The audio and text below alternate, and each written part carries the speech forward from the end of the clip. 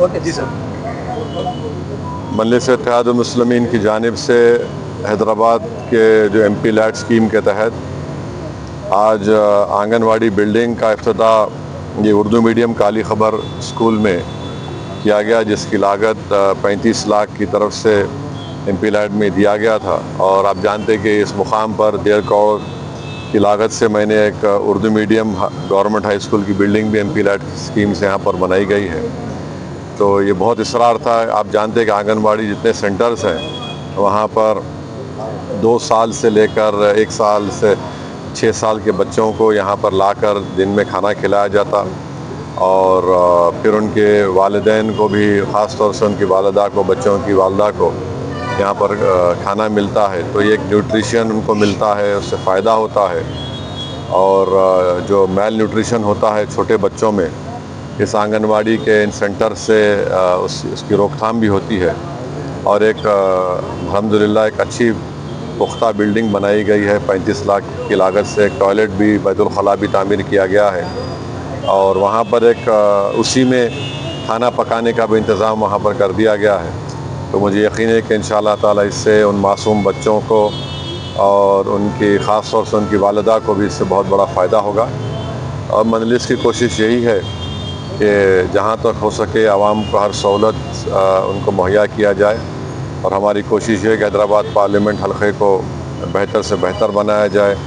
یہاں پر ترقیاتی کاموں کو انجام دیا جائے، چاہے وہ ایم پی لیٹ کی اسکیم کے ذریعے ہو، یا رکن اسمبلی ہو، یا بلدیہ کے فنڈ سے. یہ پوری کوششیں کی جا رہی ہیں. میں شکر گزار ہوں یہاں کے مقامی مجلس اتحاد المسلمین کے تمام صدر و معتمدین کا، کہ ان کی محنت اور ان کی وابستگی اور دلچسپی کی وجہ سے کئی ترقیاتی کام انجام دیے گئے ہیں حلقہ اسمبلی چار مینار میں.